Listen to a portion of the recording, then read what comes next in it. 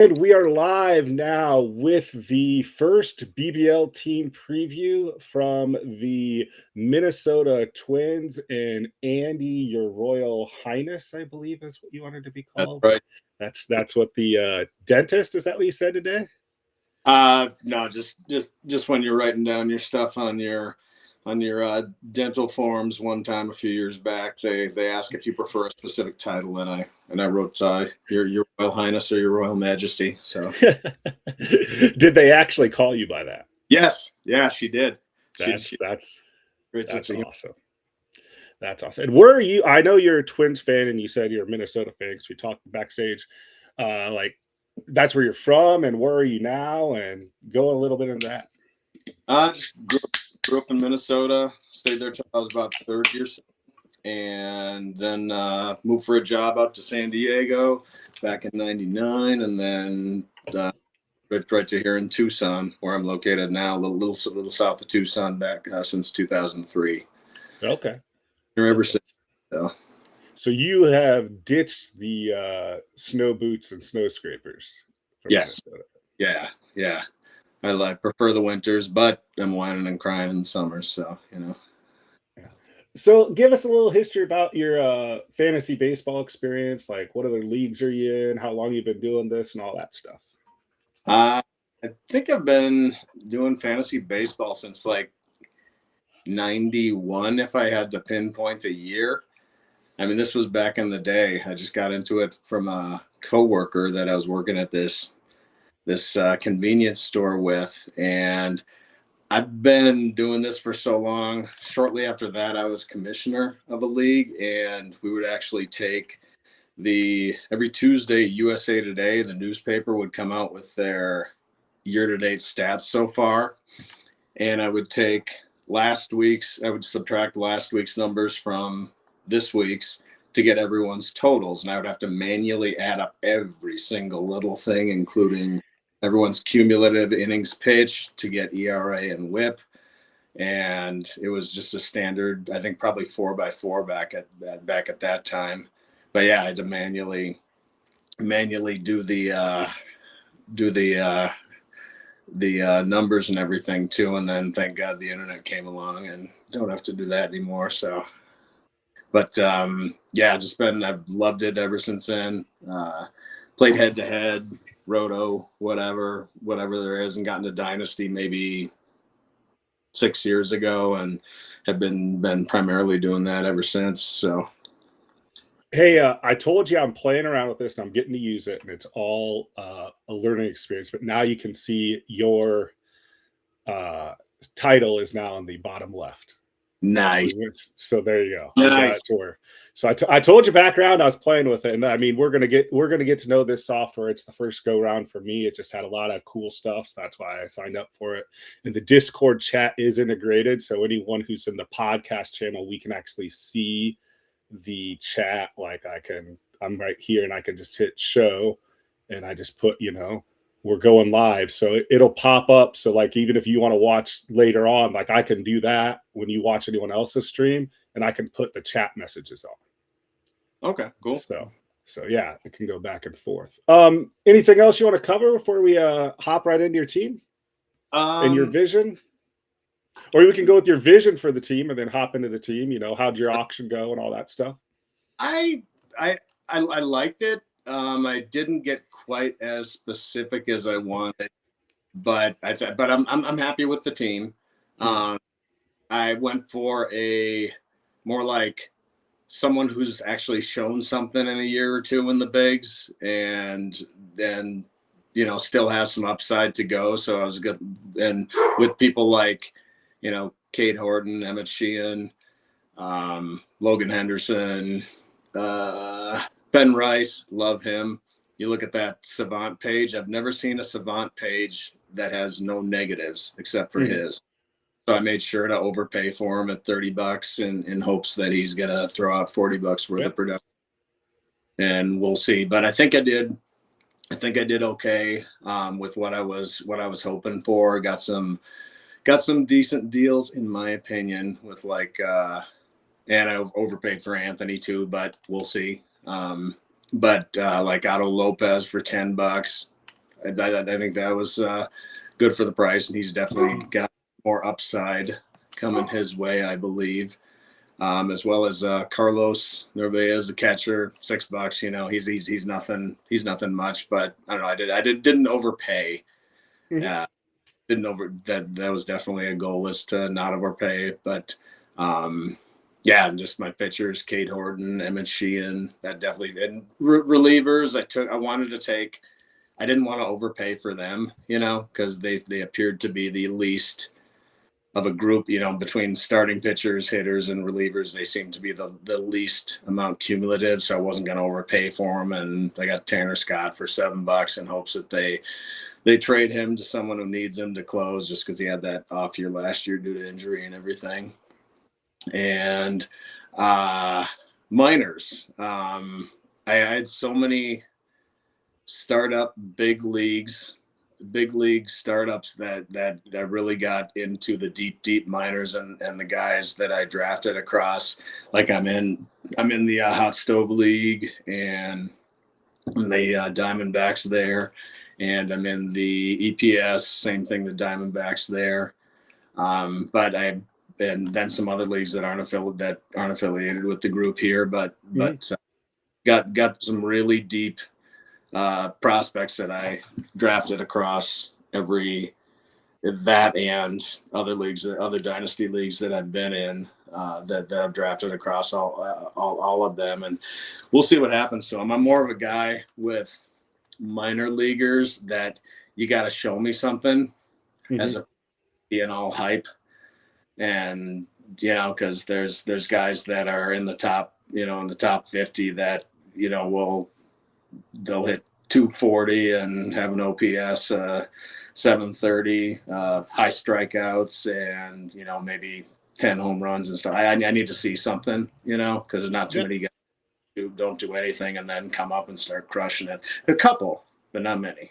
Yeah, you're more of a you want to see it proven before you put trust in the guy itself. Yeah, and there's a lot of guys too, like, that just off the top of my head, and I don't really have them in any of these leagues, I don't think, but like, and this guy that might not be a good example, but I'm thinking of Ryan Ward from the Dodgers. You know, he had like 100 RBIs and I don't know, 30 some home runs a couple of years in a row. But you know, you can get him you can get him as your 40th minor leaguer with ease, you know. But actually, he's a bad example because he probably won't. He's getting a little older now. But I'd love to see him though, you know.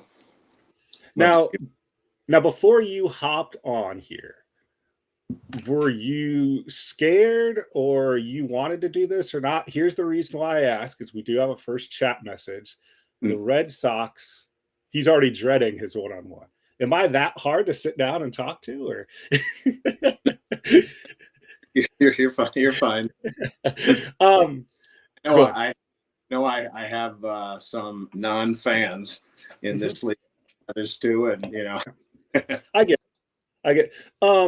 What was I going to say? Okay, I'm assuming you watched the AL preview, right? I think you chimed in the chat.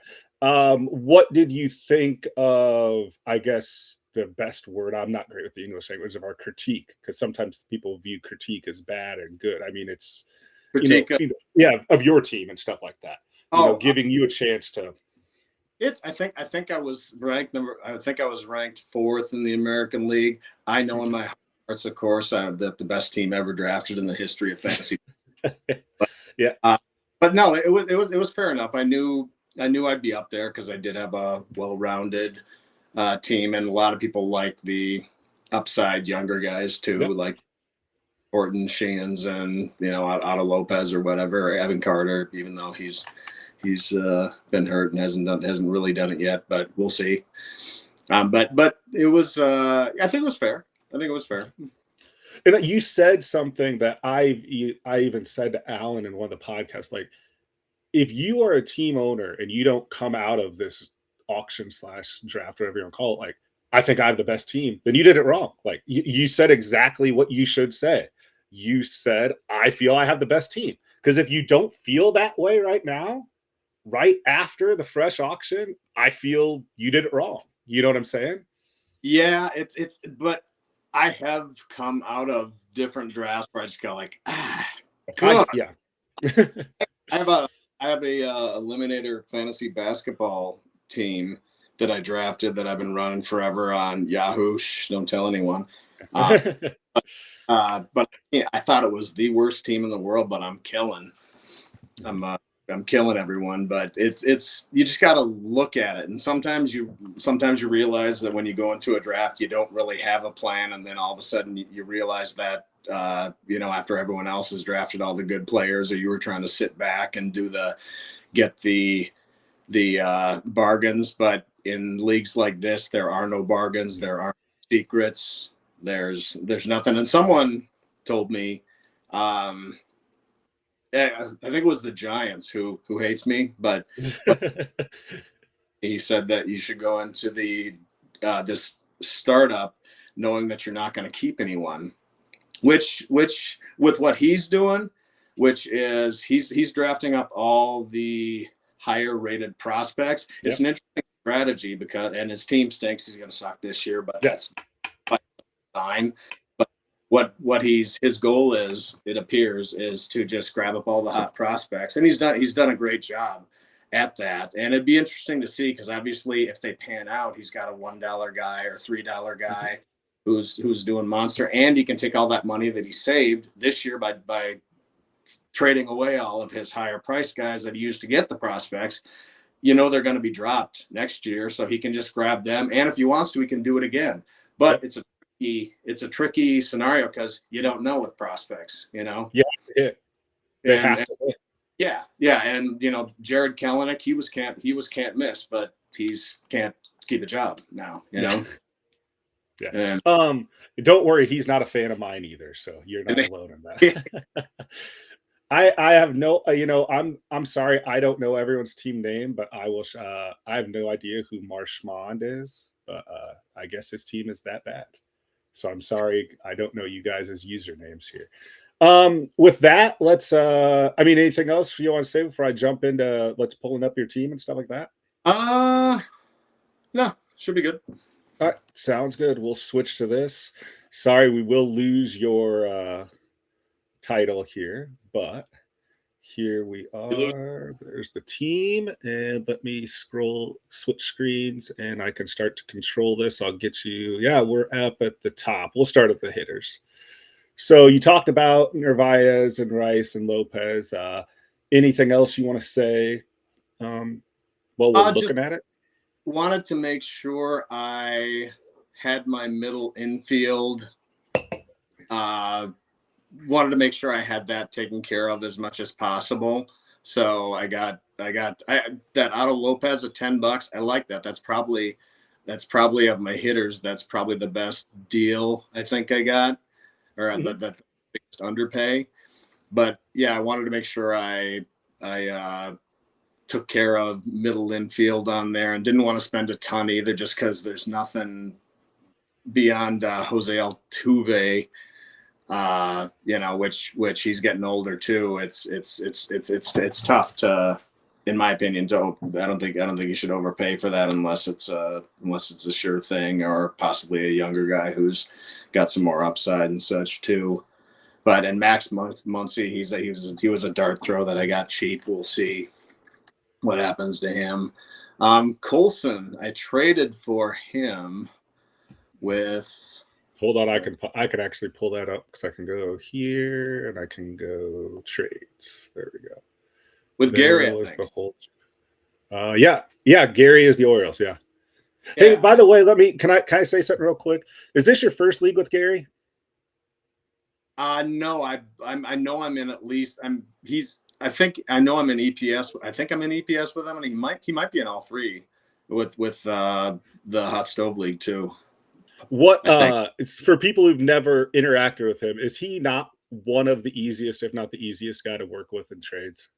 Very nice guy. Yeah. And he's very laid back and yeah, very, very nice guy. I like him. But all right, go ahead. Go ahead, sorry.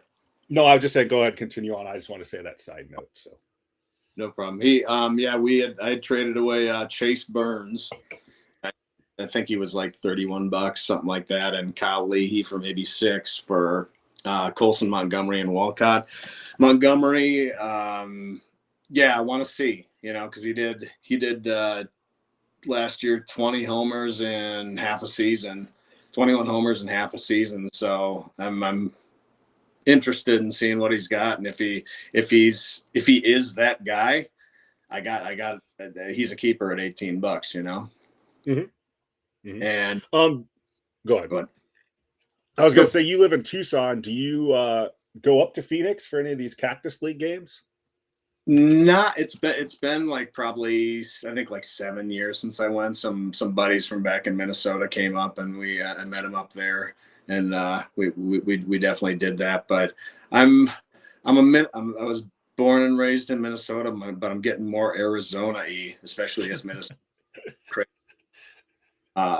And Vikings are really stinking, but it's, yeah. I do the NFL package, and it costs like, I think it was like $500, but you only get like 9 or 10 games if you include Monday night, Thursday night, Saturday games, Christmas Day games or whatever. So it's like $60 a game. That Yeah.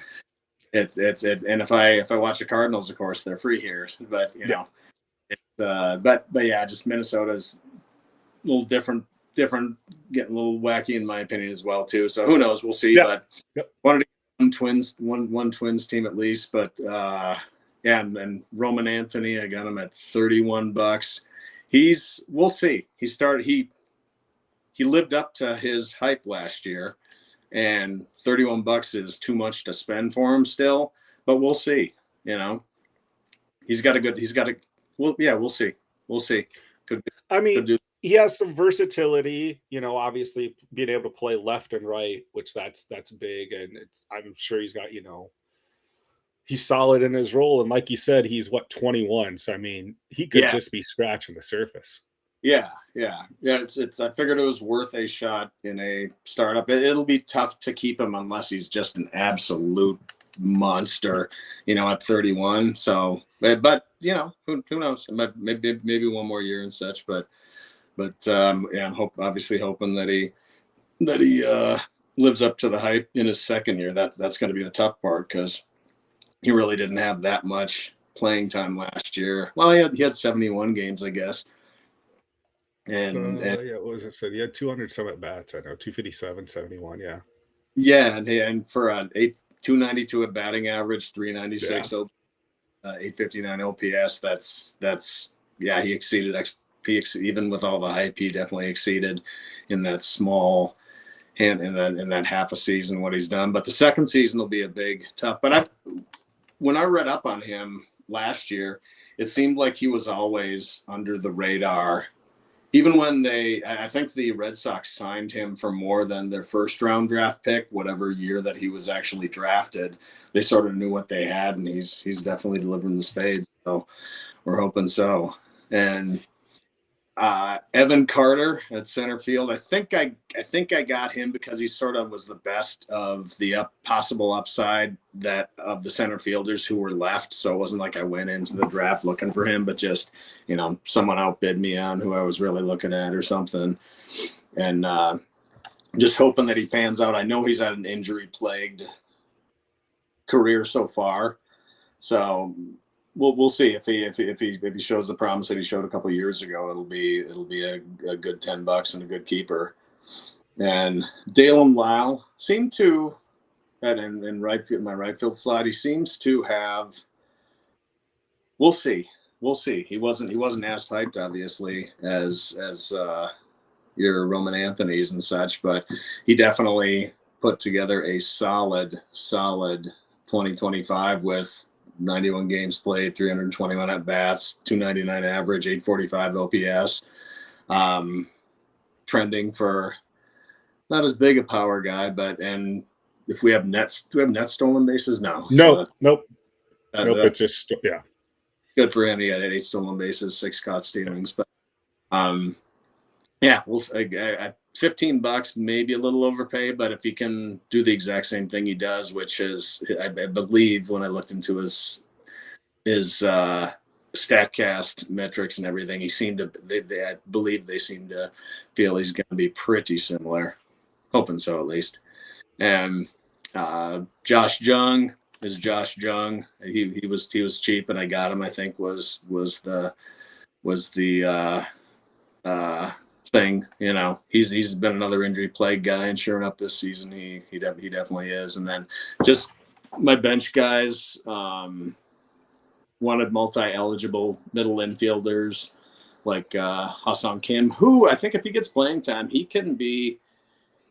His average last year, 280 for first year in the bigs. That ain't he seems to be their super utility middle infield guy, but if he gets regular playing time, I think he might really do some damage hitting, or just batting average wise and stolen base wise, of course, too. And then I got multi-positional eligibility and Nathan Lukes and Colby Thomas. They all qualify at left field, center field, and right field. So I just wanted to find the best guys I could that had that 3 or 2 or 3 outfielder designation, just to have on my bench when whoever gets hurt, you know.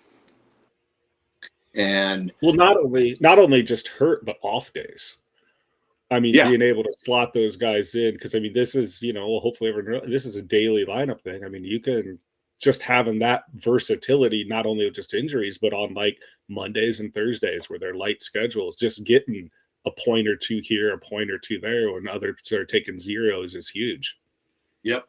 Yeah, I'm looking forward. I was only in what's the league that folded? EPS? That might have been, yeah. Okay, I was not in that one. Only had it was only there one year, and that was my first time in one of this group here, the Peers League. So I learned some good things not to do that I did in there. And do you still want me to? Keep going. This is all. I'm just following your lead with scrolling through the team. So go ahead. Okay. My minor league hitters. I got the big one that I went for was Walker Jenkins. I didn't really target him. He just seemed to go for cheap, and he was a top 10 guy. Now, is that a little bit of homerism or not? No. So I have to give you. I had to give you. I mean, because he's a Twins guy. So. No problem. No, it not really. I mean, he's definitely always been tagged as the best hitter in the class, and you know, great batting average, on base percentage, and slugging and such too. But and also getting hurt, which he's already done that here. But it's a grade 1 hamstring strain that he got recently, which is the least. Thank goodness. Done, so he should be back and ready to go within a couple weeks tops, I would guess. I mean, that makes him already fit in right well with Byron Buxton in center field too. He was. I think he was my second round pick in this one league I run. I run a couple dynasty leagues where. You have like this year it's like a $293 million cap, and your team that you assemble is the individual real world MLB player salaries is their salary. So you fill your team in a cap, but I think he was like my second round pick in the inaugural season like 4 years ago or whatever it was, and I think I dropped him 2 years later or something, you know. But that's my Twins. But yeah, I got Jenkins. He was my main one, and Walcott I picked up in that trade with Gary. Got him and Colson from Gary for Chase Burns and Kyle Leahy, and Walcott's hurt too, so he was there.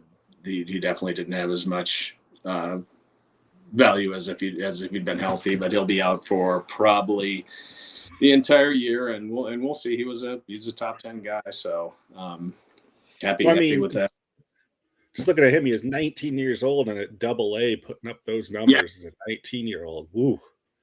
You know, that's very respectable. I mean, that takes the helium out of it. The injury. Yeah. You know why Walker? You see how Sebastian Walcott's got that white background instead of the gray?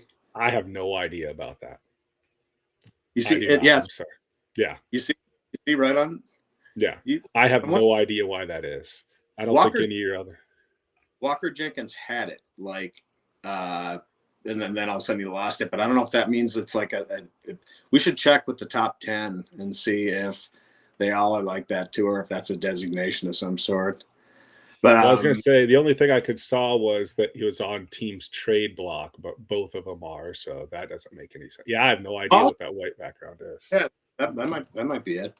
Um, but yeah, and by the way too, anyone you see here, active, minors, hurt, not hurt, anyone is tradable with me for the right deal. Yep. It's any my could be my favorite player. But if I see something that'll make my team better, and then I'll definitely do it. I'm not stuck on in that other league, that salary cap based on real world salaries. I had Bobby Witt and Tatis both at pretty decent salaries, and I traded away both of them for, in my opinion, I have a better team now. Um, and No, that's good. Well, you're combining that thought. I was going to say I'm the same way too. Like, I am not married to this guy or this name. Like, for the right deal, I'll deal anyone. And same thing. Like, just it sounds like you're the same type of person. Like, hit you up if you want to talk about it. Like, I'm not opposed. You're not opposed to trading anyone as long as the deal works for both you and the other team. yeah, No reason why not to do it. yep. Yeah, exactly. It's some people are married to certain guys, and I get that too, and nothing wrong with that. But yeah, if it'll make my team better, anyone on my team is tradable for the right deal. And minor leaguers, Jonathan Long, I definitely wanted him. I thought I can get him cheaper. I think I did, but I don't have the auction values up.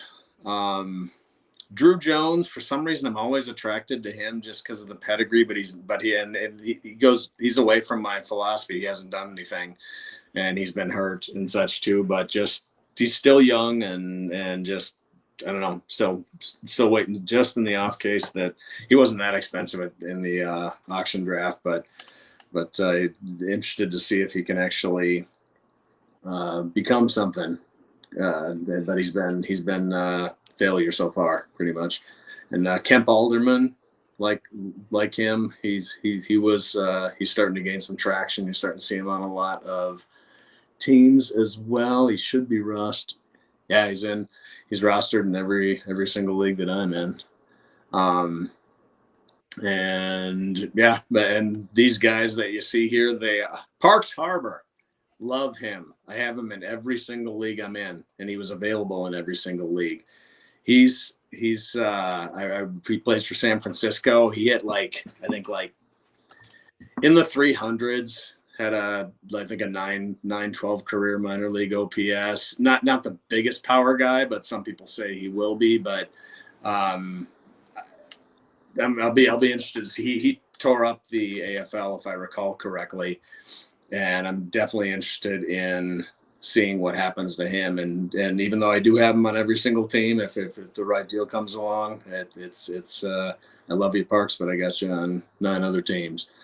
And I'm going to my pitching. I think I did the starting pitching. I'm happy with how I did it because I came out of there with.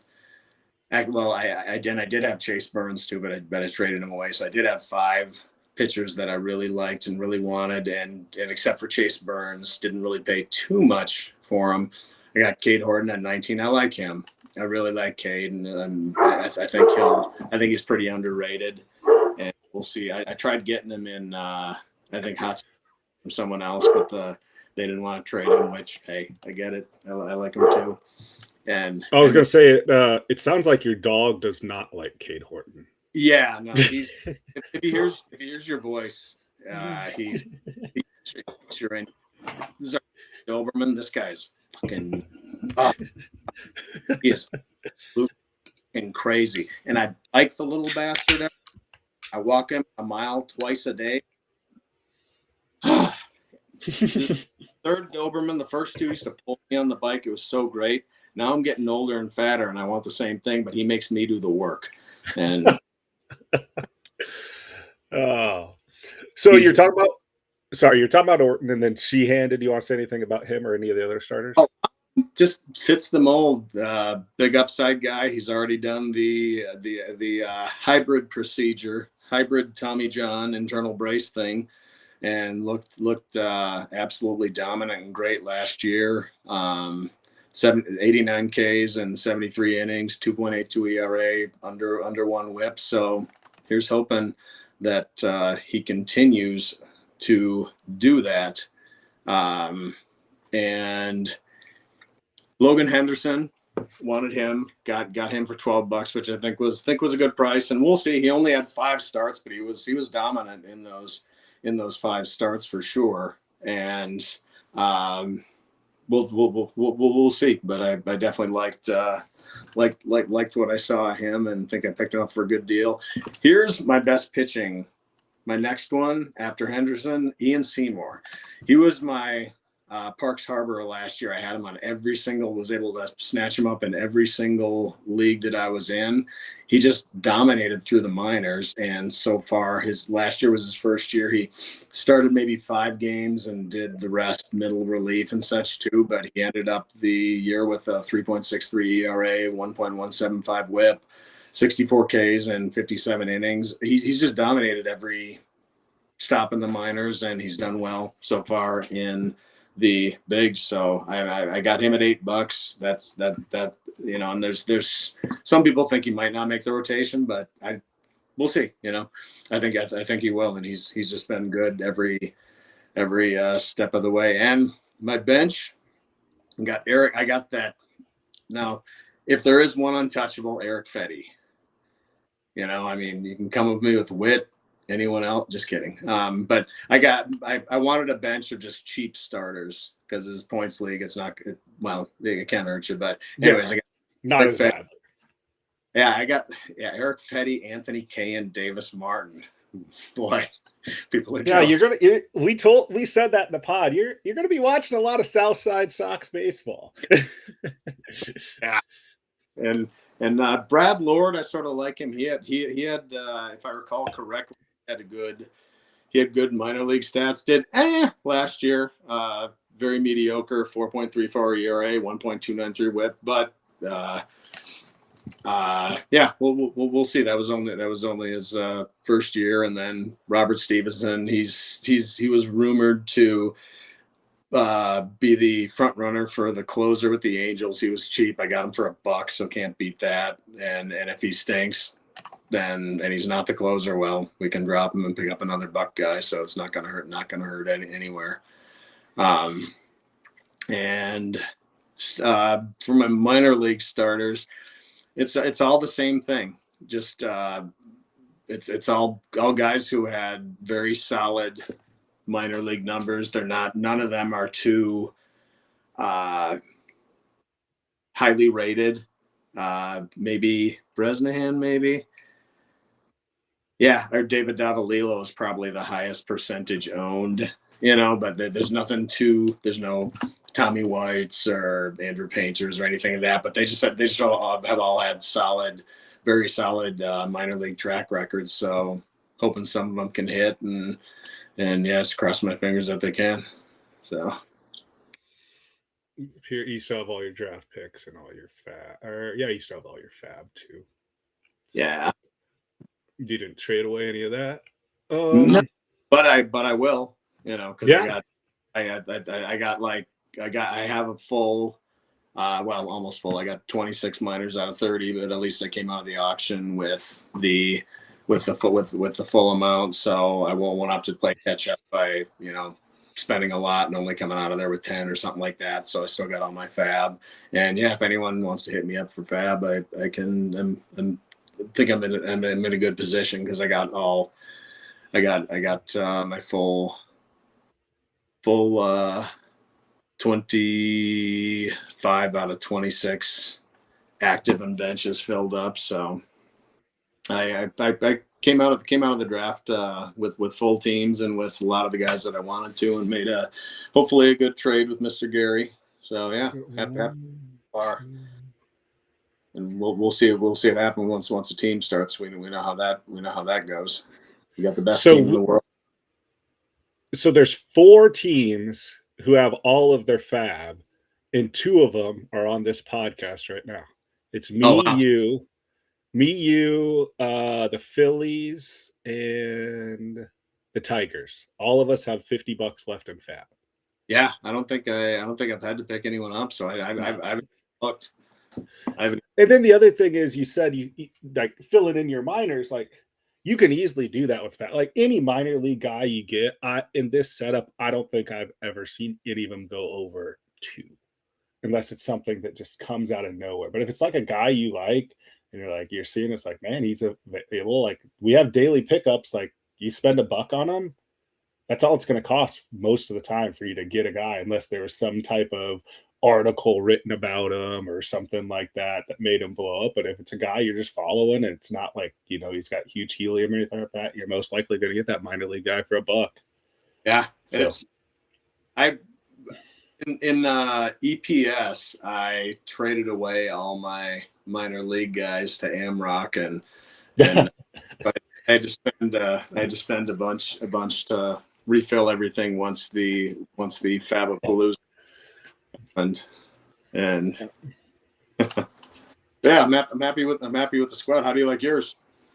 I like my starting pitching, and I knew I was trying this because I've been in this setup for 5-6 years. Like as I saw the board go in the auction, I'm like, man, I don't want to pay this much for starting pitching. And I had a spreadsheet with values of guys. I was like, man, these relievers are going for cheaper than what I think they should. So I attacked relievers. Which team is yours again? I'm the Cubs. That's what I thought. Okay, I'm looking at it here. The starting pitching's awful. Like, don't even look at the starting pitching. It's going to be bottom 5 in the league. But I really like my bats and the versatility I have and all that stuff. And I have some higher end relievers, I think. But starting pitching's definitely my weak spot. But something like, this too. In a 30-team league, everyone's going to have a weak spot. There's no way you're going to have, you're covered at everything. You know what I mean? It's next to impossible. For sure. So everyone's going to have a weak spot. It's just you have to choose which type of weak spot you can accept. I don't like it being starting pitching, but I feel I'll be able to trade and go from there. Yeah, exactly. That's it'll be interesting to see how everyone's strategy is going to play. Like we were talking about the Giants and such. That'll be super interesting to see. Yeah, that works if he's picking the right guys. And but yeah, it'll be very fun to see. Something that just blows my mind is, teams like that punting this year. Like this league pays per win. You're literally just throwing away money. It's like, but if it succeeds and that's 100%. But it's not like this is top heavy too. Like the payouts aren't super top heavy in my eyes. It's if he can, well, he's got to be. He ain't going to see money, and if he continues to do this, and he could do it because he's going to drop all the crap players that are his actives right now, and he's going to have all that money to buy expensive guys, and then he's going to trade them away for other minor leaguers, and then he could easily eke out, 5 minor league guys who are at that, $1 or $3 or whatever that might do something. He could just do it each year, but that's going to be a long game, even if it succeeds. But it's interesting, and it's an interesting one type of. And I'm interested to see how it plays out in the coming years for sure. Anything else you want to add on before we sign off? I got another one lined up here in about 10 minutes. The Rangers are hopping on. That should be good. I appreciate doing this. This was fun. Yeah, no problem. All right.